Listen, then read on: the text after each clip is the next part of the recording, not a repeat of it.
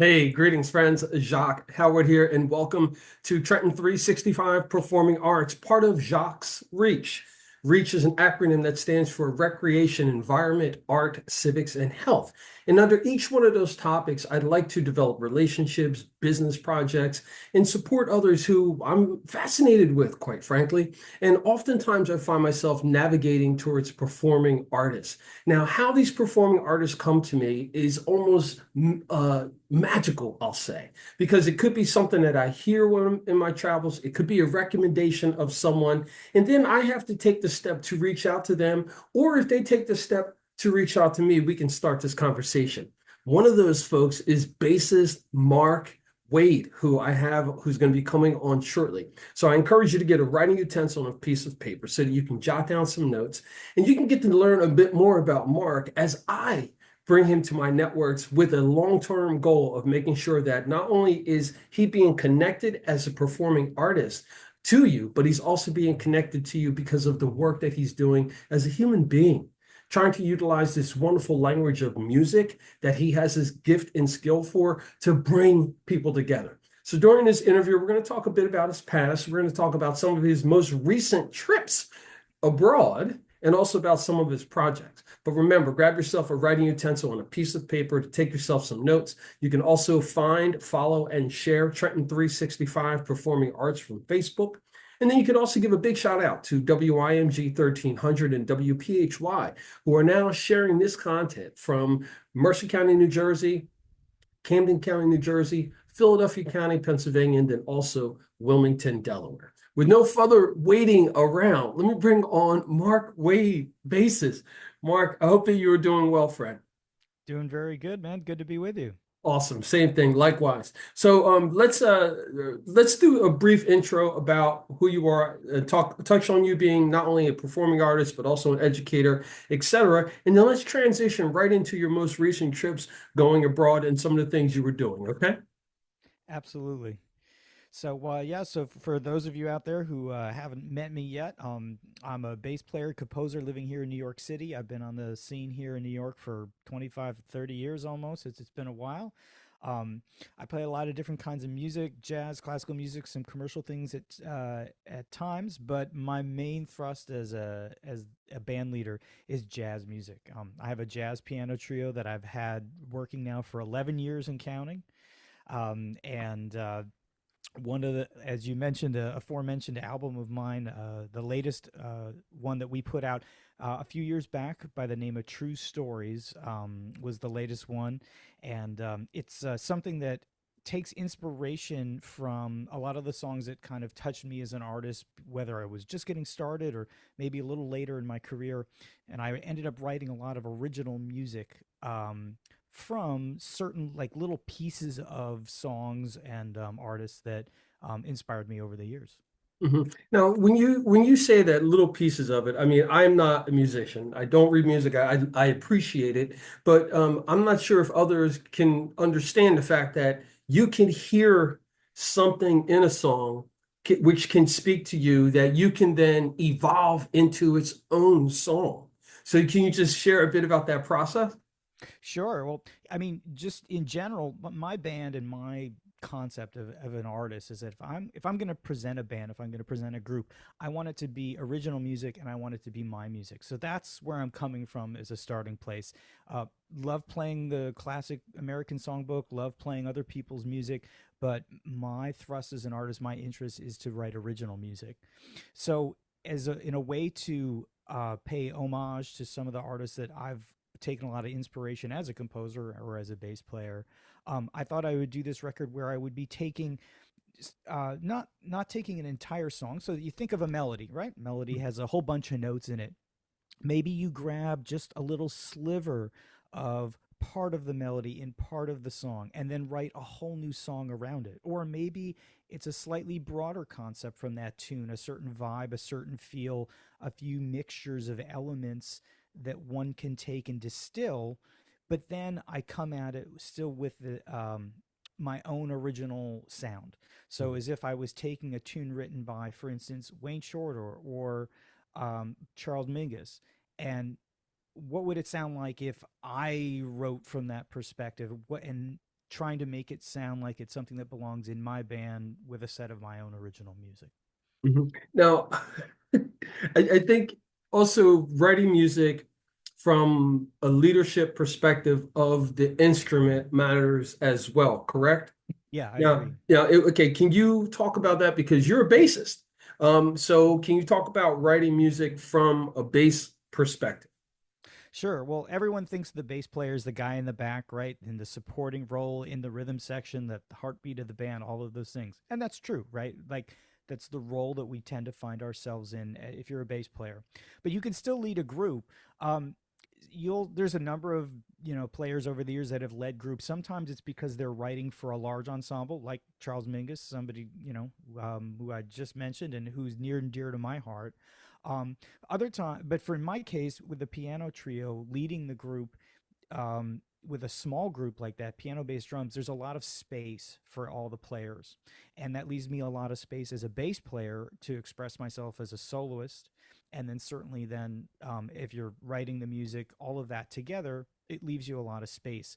So when I do write, though, you'll hear some bass players might write from in a point of view from the instrument where the instrument is always going to be first. Where for me, I'm looking to have the instrument be equal to the other players, right? Traditional piano on trios are led by piano players, and the piano player um, usually has a lot of say in as to what's going on. But the more modern approach to the piano trio is one where other people get the spotlight too. And so my group is very much about me being not first, but just an equal. Okay. Now, for that to take place, that means that there has to be this cohesion between all of the musicians. And it's not something that is driven or led by one. Everyone has to be completely in sync. And I'm sure that has a lot to do with the harmony of the relationships, but also the harmony of being able to play together as, musicians. Can you touch on that a bit too? Yeah, absolutely. I think the strength of my band and in this project, the Mark Wade Trio, is very much that we are a band. Sometimes for jazz musicians, you might get together and a bunch of people you've never even heard of, or they don't know you, you don't know them, and you play a gig, and after the gig, everybody goes, "Wow, you guys, I had would have never known you hadn't played together." And that's the beauty of jazz, right? If you're professionals and you know some of the same tunes and you've all done your homework at home, you can do that. But there's a certain level that you can get to when you have played before and when you do know each other and when you have developed a repartee and a rapport with one another. That's true in any kind of music, including jazz. And for this band, now 11 years running, we can do stuff that we couldn't do when we first got together to start playing together. We've done albums together, we've done gigs together, we've gone through all kinds of music. I write with them in mind, and we play with each other in mind. Anybody who's been part of a band for a long time, there's a certain indescribable feeling that you get because you kind of just know Mhm. how it's going to go. If something kind of goes a little haywire, it just fixes itself, with good players and with experience. And then when things do go well, you can really just take it to a certain level where, the cliche of it being greater, the whole being greater than the sum of its parts, it really is true. Mhm. Yeah. Now, I'd like for you to talk a bit about that in conveying that to your students because you're also a teaching musician. So you're, besides evolving and developing where you're going in your craft, you're also helping young people and other people in this space figure out who they are, who their ear is, and how they fit into this world, not only the music, but then also because you're a working musician. So how does the business side work in as well? So can you just talk about how you're handling being an educator and those particular perspectives? Sure. So for your listeners that are listening in the PA area of Pennsylvania, there, I teach at Lehigh University. I'm on the faculty at Lehigh University. I'll be going into my eighth year there, I think, actually, here coming up in a few weeks. I'm looking forward to getting back. Uh, yeah, certainly, my career, really up until about 7 years ago, was primarily just as a performer. I was not someone who was teaching all the time. Always appreciated it, appreciated the strong teachers that I had in my in my life, but just it wasn't the thrust of my career. But I do that now as well. I do teach out there a little bit. And as far as like imparting some of this stuff to the students, you know, every student is in a different place. I think a really famous bass teacher here in New York, a classical bass teacher by the name of Homer Mensch, who's taught a certain generation of players here in New York, the finest, highest levels of classical music. And I think one of his students that I studied with said to me that Homer said he didn't give lessons, he wrote prescriptions. So when you come to it like a doctor would analyze a patient and see what does that person need. You don't prescribe antibiotics to everybody just for whatever, right? You have to look at everybody as an individual and find out what does that person need. And you write that prescription and you send them home with that week. You let them try it out and you see, you know, where they are later. And so I that always struck me, and it's definitely a philosophy that I try to take with my students. Uh-huh. Uh, I was one of those many young people that go through that process when you're a young person. Hey, I want to play an instrument or I want music lessons and things like that. Mm, And I was one of those people who it was fantastic until it came to that point of the discipline of sitting down mm. and doing the basics, learning the basics. And as an educator, how do you, or what are some of those things that you could share with parents or guardians who have a young person in their midst who shows some interest in this particular thing, but may not have a true perspective of what it's going to take? And how would you handle having that conversation? Well, I think now I don't teach a lot of younger students these days. I have a few high school age kids, but really my thrust at this point in my career is college age kids. But I would say the same thing if you have a young child, right, and you are trying to get into music. The younger they are, the more you have to be part of that journey for them, their musical journey, right? It's not really realistic to expect an 8-year old to approach it with the same discipline and clarity as a 28-year old, right? That's not fair. So parents do have to be involved. Music teachers will work really hard for your child, but they're not miracle workers. It's something that everyone needs to be involved with. But at any age, whether you're 12 or 52, um, the advice I always give people when they're studying like this is one, you do have to put in time, right? But some people think, well, okay, so then that means I have to be practicing a million hours a day to get started, and that's not true either. The best thing you can do is just to get started, and if that means that you say, well, I have a hard time practicing, I'm not very disciplined, that's okay. Can you come up with 15 minutes a day? Can you sit down in a focused manner without distraction, without your phone, without anything else, and for 15 minutes, dedicate 15 minutes? That's it. Start with that. If you can start with 15 minutes, and people will say, well, that's not enough time. Well, not to become an expert, no. But to get started, yes, right? Because we all have to start somewheres. If you can develop good habits and set realistic, attainable goals for yourself, then you start to build habits when 15 minutes becomes 20 minutes, becomes a half hour, becomes, you know, that longer length of practice. So, you know, at one time I was practicing 8 hours a day, but I was trying to be a music professional, right? If that's not your goal, that's okay. You don't have to do that, right? But Mhm. what can you do is the question you want to ask. I can tell that because of your time doing this and how passionate you are, and knowing that even in a band that's been together for 11 years, Hmm. there's a lot of stuff that happens. Just life. Life gets in the way with things. So we've got to be cognizant of that. Yeah. And I can tell that you're in a frame of mind where stuff happens. So with things happening, we have to develop a consistent way to do things that is going to get us through the highs and the lows. Can you share from your perspective a bit about that consistency that's needed to be involved in this business as a working musician? Yeah, absolutely. I mean, the word you used, really, consistency, is that's the word, right? It's being consistent. I do not have I've had a career now for about 30 years as a working professional musician. It's not because I'm the most talented guy. It's not because I have the best connections. It's because I've always worked hard and been consistent in doing that. A lot of people can do, whether it's, the music business or anything, they get can be very excited in the beginning. In the beginning, everything is exciting. They're really into it. Oh, they're really serious.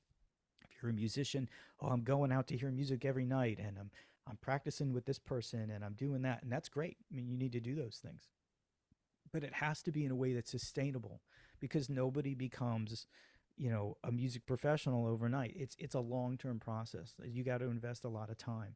So it's about that consistency, right? If you work hard and you put in the consistent time, that's what gets you there. You know, if you practiced 5 hours one day in a week, that wouldn't be nearly as successful as if you practiced 1 hour 5 days a week, right? Spread out over time. That's how when you stack these things day after day, that's how that happens. So day after day turns into year after year. And just surviving sometimes is victory, right? Music business is a hard place. It's not for everybody. Um, it's not a meritocracy. Sometimes the best people don't always get the jobs you think they should. Sometimes that applies to you. Sometimes it works in your favor. Sometimes it works against you. Um, that's just what it is, right? So if you are consistent and you're on the scene and you're around, you can win. So survival is victory. And if you're doing all the things you're supposed to be doing, practicing, growing your craft, all that stuff, which is a given, if you're doing all that, eventually, I think your number comes up. So People are gonna see you, and I'm glad you said that. Because I think also, I spend a good deal of time with folks who are like 2 generations younger than me, mm, sharing them a bit about what I know, trying to pass on information and knowledge, connecting them with others like yourself. And that is one of the challenges, is that there isn't instant satisfaction or instant reward. And oftentimes when you get that, it's not what is long lasting or sustained. It's kind of like you get it and then you go not halfway to the back of the line. You literally go back to the back of the line and yeah. have to start things all over a bit. Could you share just like some anecdotes for young people besides being consistent, Mm-hmm. and practicing and being Mm-hmm. professional? Just a tidbit or two that some young folks could kind of get some information from on you. Whew, wow.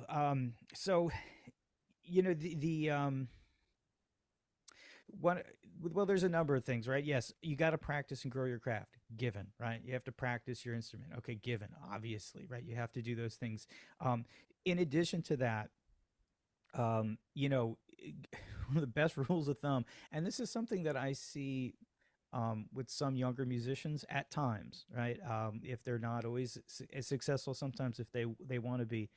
Um, there's the business side of it, right? And that doesn't mean the financial side, just the bookkeeping side of, hey, if people call you, get back to them right away. If you can't do it, you still call them back and let them know right away, right? Because then maybe they call, there's certain professional courtesies that are part of any business, right? Okay. And certainly if you're a musician, part of that is, hey, show up on time. The idea that, oh, well, I'm an artist, that we start late or we show up whenever, that is not the case at all. Okay, if you, Mhm. for professionals, for working professionals in the music business, when the rehearsal's at 3 o'clock, you're there at 2:30, right? You're there. You're there. The downbeat is at 3 o'clock, not you show up at 3 o'clock, right? So be on time. Respect other people's time.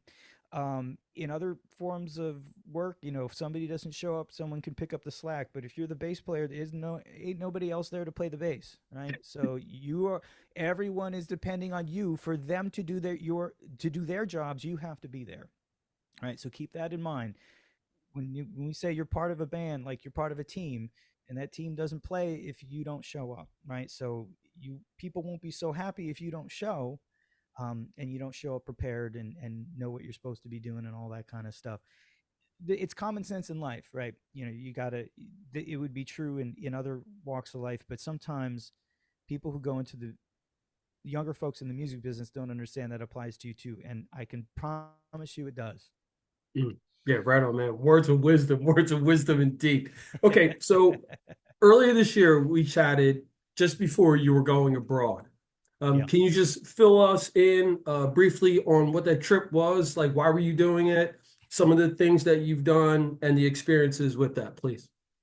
Sure. So yeah, back in March for about 2 weeks, I was out of town. I had it was kind of a very interesting tour. I was in the UK, Switzerland, Sweden, and then Germany.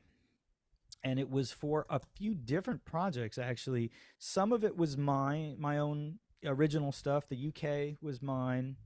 Sweden was some gigs I was splitting with a saxophone player I know over there who had been looking to bring me over, and we found the right time to do it. The gigs in Switzerland and Germany were with an American singer here in New York City who I did not know from New York, and a friend of mine, a Swiss piano player who used to be my next door neighbor and now lives back in Switzerland. Um, the the gigs there with the singer, she was the leader, I was the leader on the other stuff. It included a live recording session in Germany, just in Bavaria, for that singer for her label. Her and the piano player on the same record label. Can't, not, it escapes me right now. It's actually a pretty big label. Um, so it was this very interesting tour that kind of came together. They were going to be separate trips. They got combined into one. And it was about 2 weeks, making the rounds around the continent. So Well, I'm looking like the smirk and smile on your face. I would say that it was probably excuse me, some memorable music that was being played there. it really was. Well, it was such an interesting trip because it was four different countries and three different projects. So I was going from one thing to another. Sweden was like very out, much more out there, a little bit, more uh, that kind of thing. England was my music. The stuff with the singer is very straight ahead. It was a lot of travels. It was a lot of, between the UK, Switzerland, Sweden, Germany. It was a lot of trains, planes, and automobiles to get everywhere. As anybody who has traveled ever knows that travel can be tough. Anybody who's been on the road knows that it seems to just, whatever reason, something has to happen, to make it a little more interesting than Yeah. you'd like. But it was actually all a lot of fun. It was very successful, and I'm really in the process now of putting together the next trip. I will be going to the UK for sure, in March again in 2025 coming up. This is kind of the time of year where I'm trying to see how much of the other stuff I can fill in along with it. So it's all to be determined. Awesome. Right on, man. Right on. I can't wait to talk. Yeah. For folks who don't know, I haven't met Mark in person. This has just been interactions Mm-hmm. socially. So I'm looking forward to meeting you in person and listening and hearing you play. And then seeing how what you've done this short amount of time that I've known you, Mm-hmm. how it's evolved to the next music that you're making. With that being said, what like where you're getting ready to go back into school, you got your classes starting up soon. What's the rest of 2024 look like for you with projects and things like that? Well, busy. The number one thing is that we are finally due, or some might say overdue, to get back into the studio for the next album for the band. So it's a project I've been working on for actually quite a long time. My first album, Event Horizon, came out in 2015, and some of the music for this new project I wrote back then, Mm. all the way back then, right when that came out. Uh, as I mentioned before, I play other kinds of music besides jazz, and classical music would be the other one that I would do the most often if it wasn't jazz. So I love classical music. So much wonderful music there and inspiration as a composer. And so much so that slowly over the last number of years, I've been taken upon myself to like start to adapt certain pieces of classical music that have really inspired me over the year and try to make that something that we could do together as a jazz trio. Again, it's not a straight reading of any pieces, of course. We're not just playing, Beethoven and adding a cymbal beat, behind it or Mhm. something like that. These are a lot more stretched out than that. But they present a very interesting challenge as a composer and arranger to take a piece written for 80 musicians and make it for three people, or in some cases for one person and then make it for three people.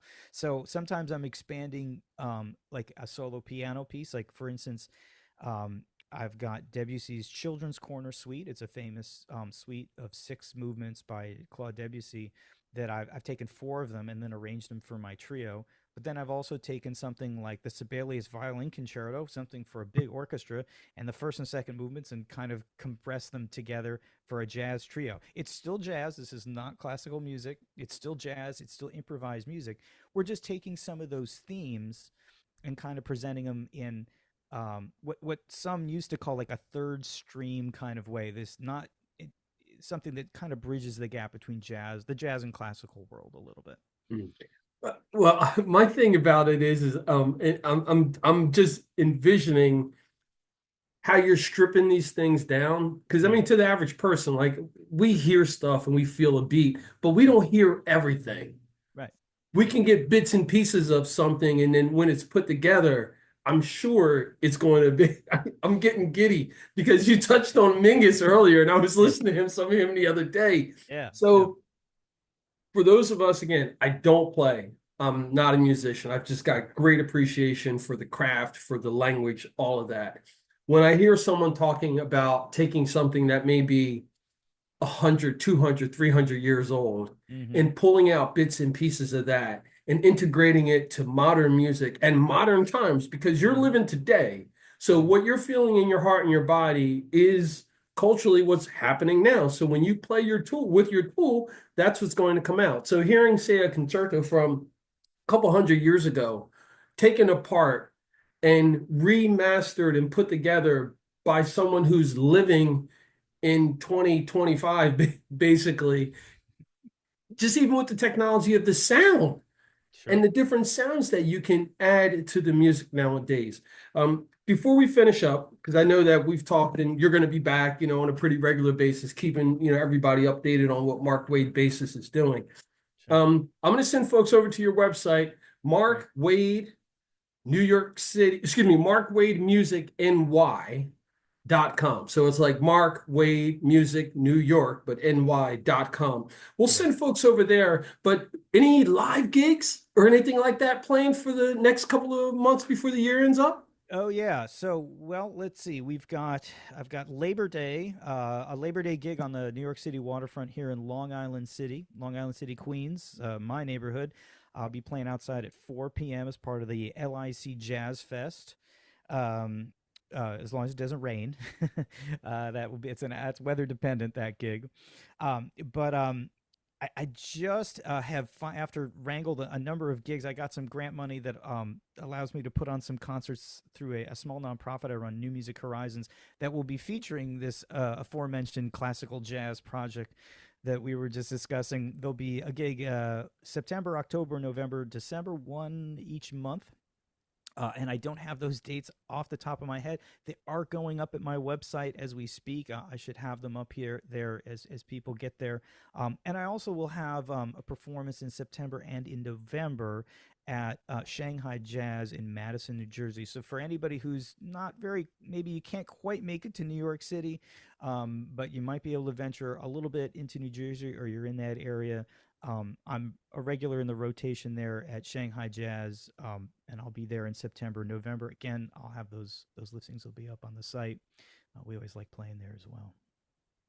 All right. Well, listen, as always, friend, it's a pleasure to talk to you, and I really appreciate the fact that in this modern day age, we can connect on social media and have this kind of relationship that's building in Trenton 365 Performing Arts and my other networks can support you in the art and craft that you're doing. Be encouraged, bro. Keep up doing the work that you're doing, and then just let me know when I can have you back on my show to update folks. Okay?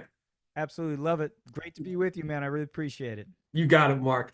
There you have it, folks. Mark Wade is a bassist out of New York City, and out of New York, let's say.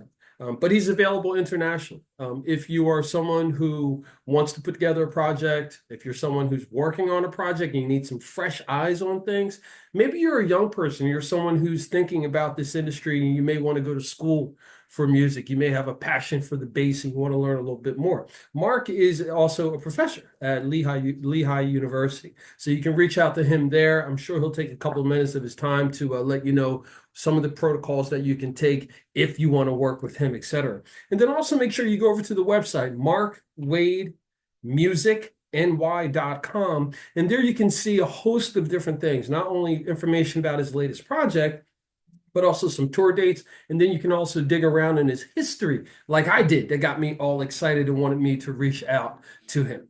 With that being said, if you or yours has someone you'd like for me to sit down with and have a conversation and talk about what they're doing so we can share this wonderful craft of music and performing arts with a larger group, don't hesitate to get in touch. You can do so by finding me on the website, Trenton, like the city, the numbers 365.com.